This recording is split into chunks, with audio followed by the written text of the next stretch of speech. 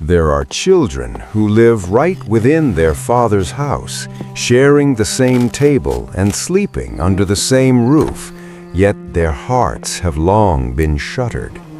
There are requests that sound like mere transactions, but are in truth a blade through honor and kinship. And there are fathers not slain by sword or spear, but by a sentence cold as stone. Father, give me my share of the property now. It is the story of a father with 2 sons, an estate, and a road stretching out before his gate. The road he gazes upon every morning, as if by looking long enough he could pull a soul back home.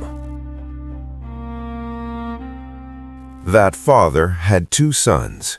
The eldest was near, his feet bound to the fields, his breath following the rhythm of the harvest, his hands familiar with the plow handle and the rope. The younger son was near yet far. His eyes often lingered at the edge of the horizon, his ears tilted toward the sound of strange carriages on the road, his heart like an empty bag, always demanding to be filled. Ordinary days passed with the sound of tools striking the soil, servants calling to one another, and birds perching on the eaves. In that setting, the younger son would often go near the gate, leaning against a wooden post, gazing at the dusty road. Whenever a caravan of travelers passed by, he watched them as if watching a promise. When the father called him to eat, he turned back more slowly, as if every step were a moment of reluctance. Then, one afternoon, the younger son stepped into the courtyard and stood before his father, no rambling. His voice was short and clipped, as if rehearsed. Father, give me the share of the estate that belongs to me. No one in the courtyard could move at once. The father looked down at his own hands, hands once used to sharing bread, sharing chores, sharing wisdom, now forced to divide an inheritance while he still drew breath. In that place, dividing the estate while the father lived was more than a matter of money. It was a declaration. I want my life severed from yours. The father looked up at his younger son. He did not raise his voice to reprimand. He only gazed long, as if searching for a crack of hesitation in those eyes. But the younger son stood tall, arms crossed over his chest, the gesture of a man who had already decided. In the days that followed, the father began dividing the estate between his 2 sons. Ledgers were brought out and placed on the table. Plots of land were surveyed and their boundaries redrawn. Livestock were driven into the pens to be counted one by one. Silver coins were poured out, stacked into neat piles, each one heavy and cold.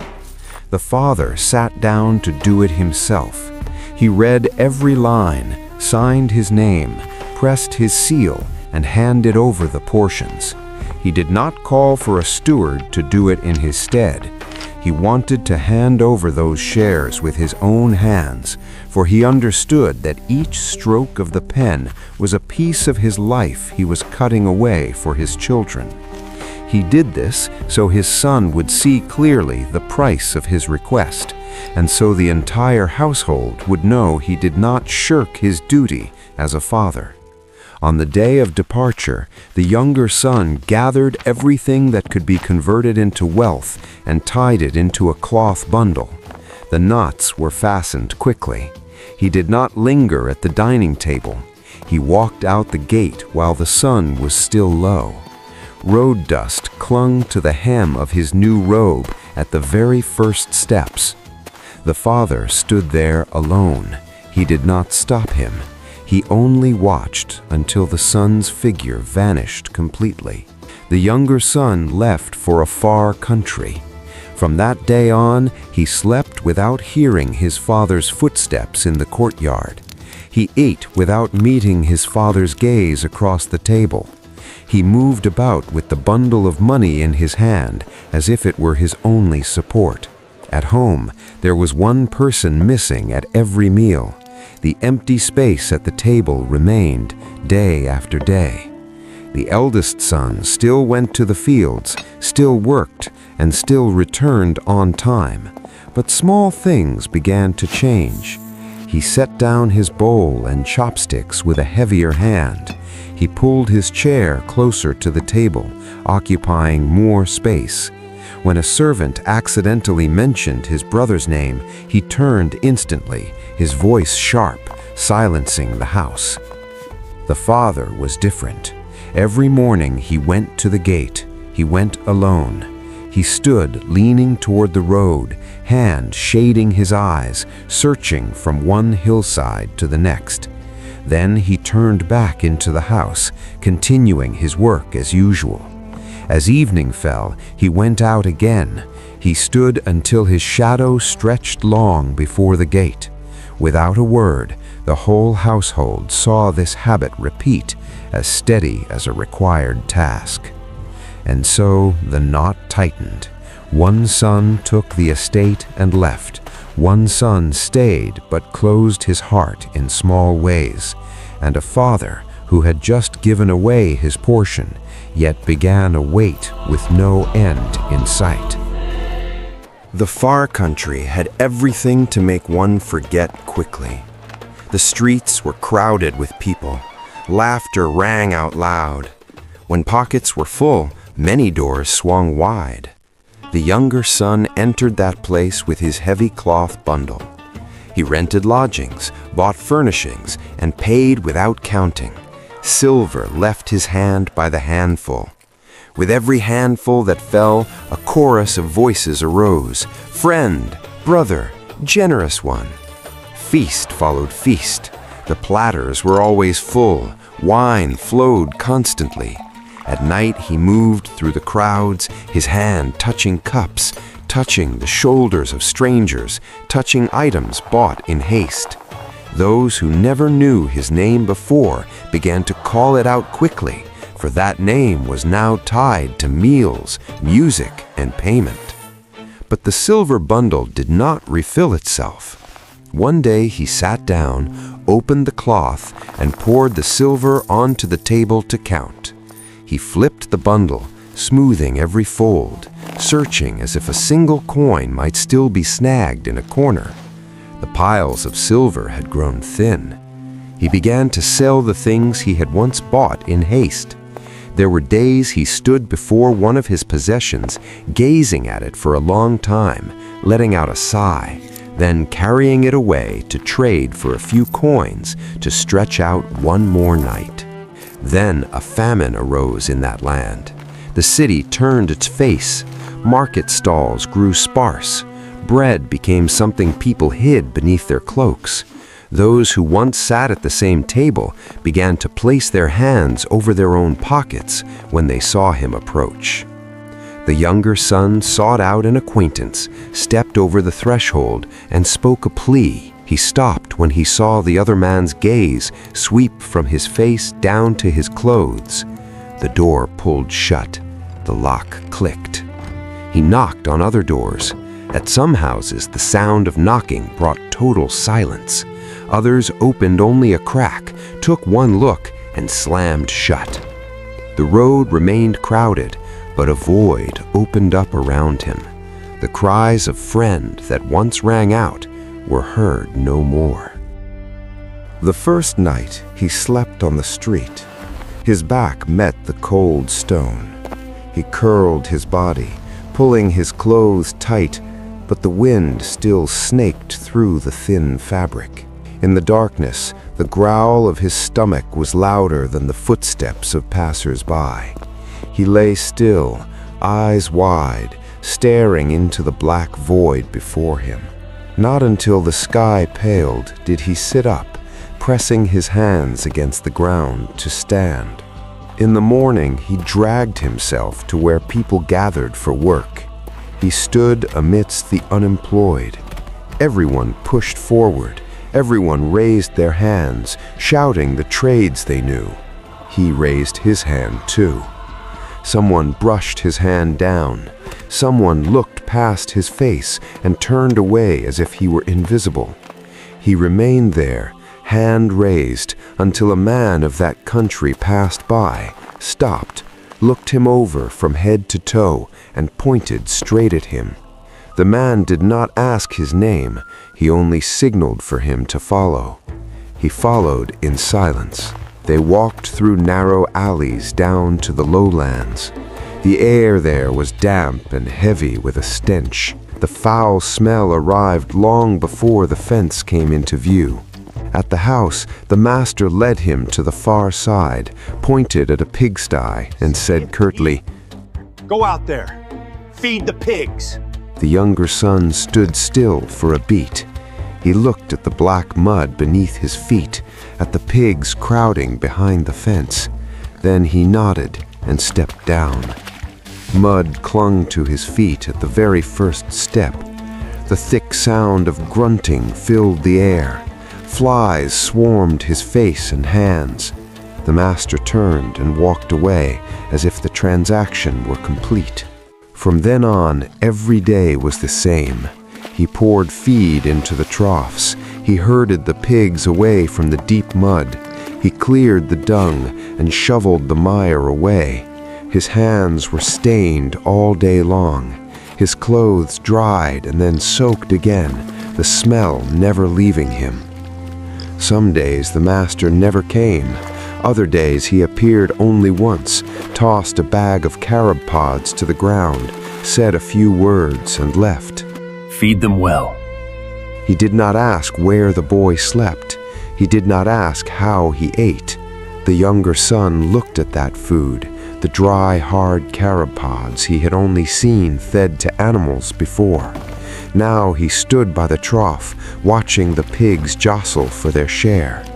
He swallowed hard, his fingers nearly touching a pod smeared with mud, then pulled back. Sometimes he leaned close to the trough, looking at the scraps mixed with filth, the dirty water rippling around the pigs' snouts. His fingertips trembled with hunger. But no one gave him anything. There was no separate portion, no bowl, no call to a meal. He stood by the trough like a nameless laborer, watching the pigs eat before him.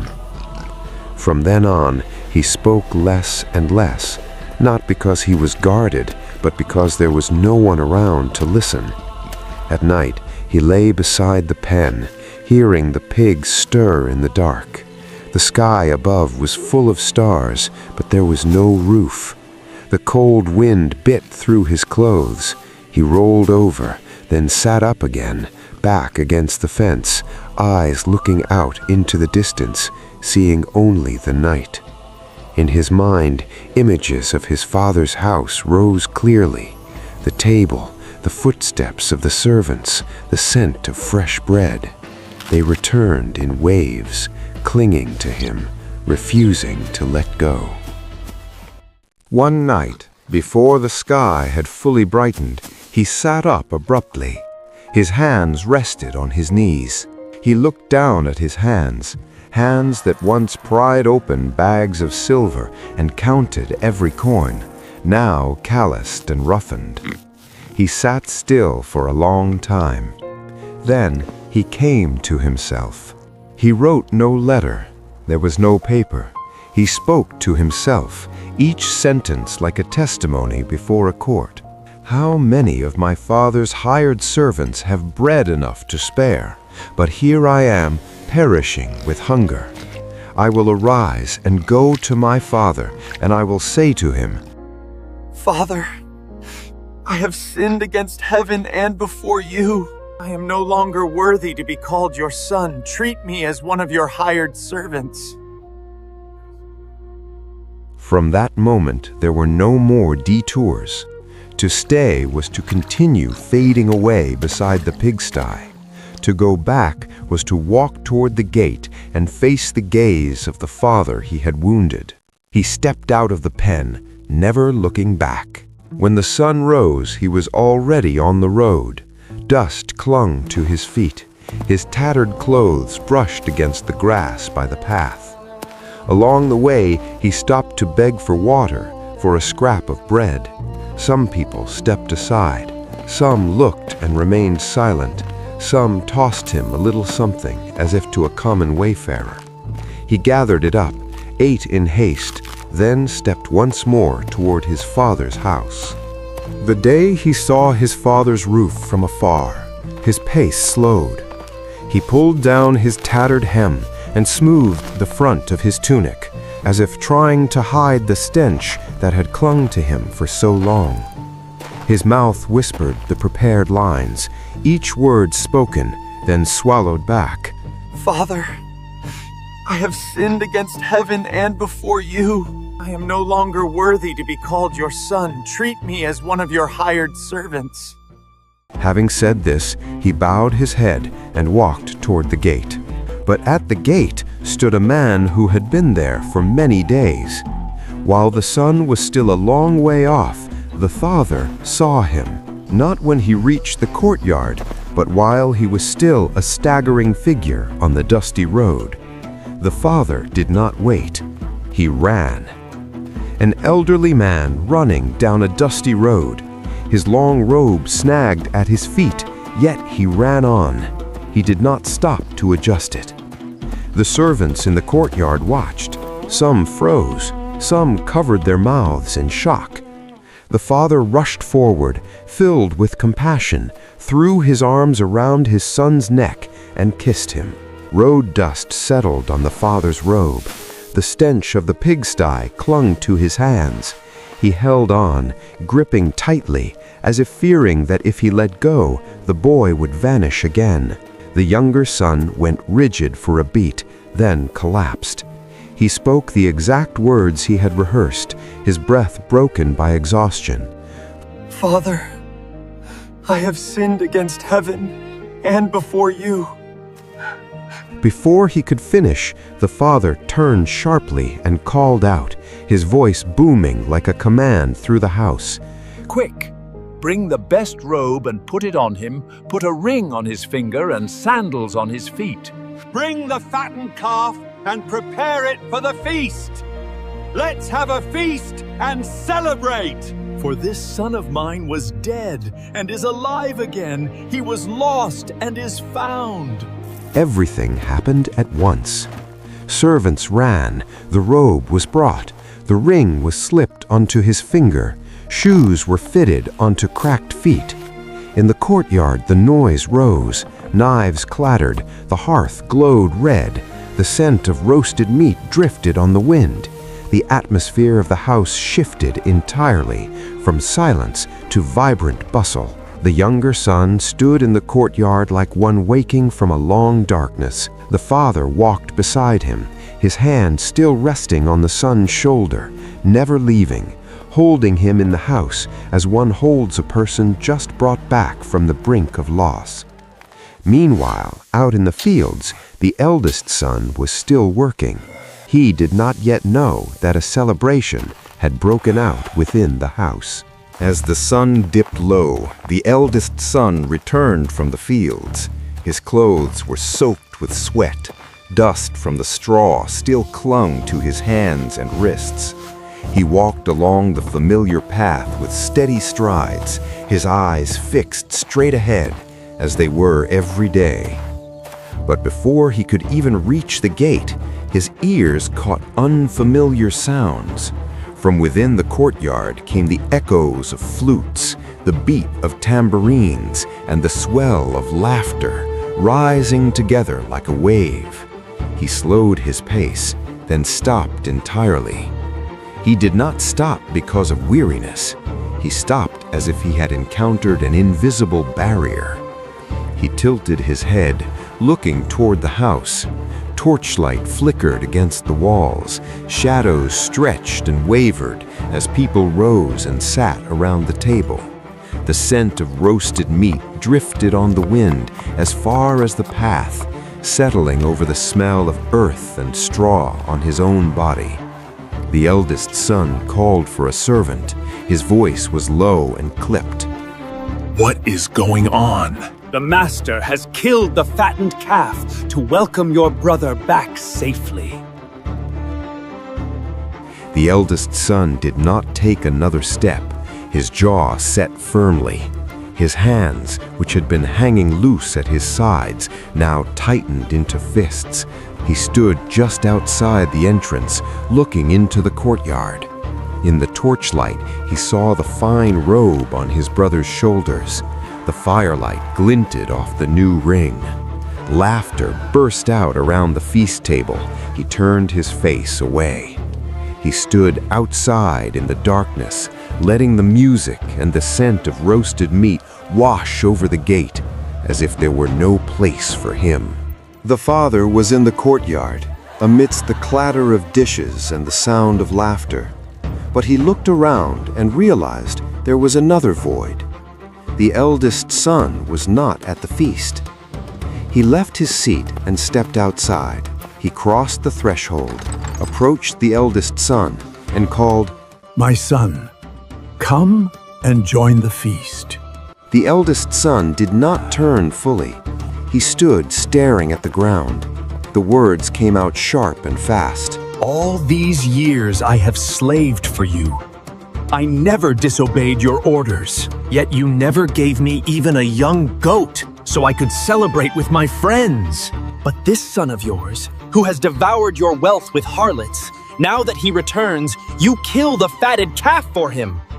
The father heard it all, then took half a step closer. His voice dropped, speaking almost in a whisper of entreaty. My son, you are always with me. Everything I have is yours. But we had to celebrate. We had to rejoice. For this brother of yours was dead and is alive again. The eldest son stood still. He did not step inside. He did not leave. The wind blew through the courtyard, tilting the torch flames. The shadows of the two men stretched long across the ground. The father stood in the darkness with the eldest son. At that very same gate, he had run to welcome the younger son. The truth that the story lays down is this: there are two ways of being lost. There are those lost by distance. They leave home, taking their portion, living as they please, spending until there is nothing left to lean on. They fall so low they must look at a pig's trough and weigh every scrap of food. There are also those lost by proximity. They remain in the house, they work, they keep the rules, but in their hands is a ledger. Every time another is shown mercy, it becomes a bitter pill to swallow. The father in the story goes out to find both. He runs down the road to welcome the one who went far. He also steps out into the darkness to call the one standing outside. And today, the story touches very close to home. Some enter the far country through a screen. Fingers swipe, notifications appear, praise pours in, the crowd calls their name, everything moves so fast. Then one day, the account is empty. Strength is spent, reputation falls, friends vanish. They sit alone in a room, picking up a phone only to set it down again, hungry in a different sense, empty-minded in another. Others remain in the house of God, in the church, in service, in discipline. They do many things, they keep many rules, but their hearts are shuttered. They are used to standing in the right position.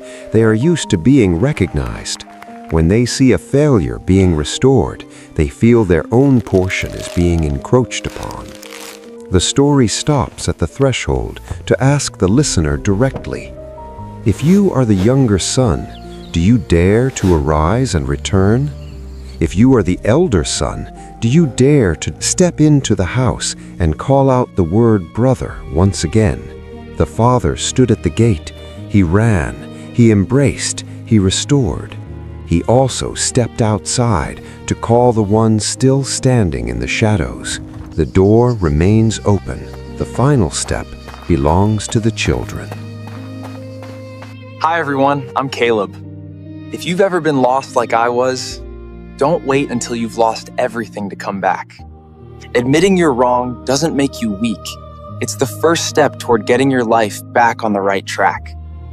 If this message spoke to you, please hit like, leave a comment telling me whether you relate more to the younger son or the older son, and subscribe to the channel for more Bible stories told in a simple way that connects with everyday life.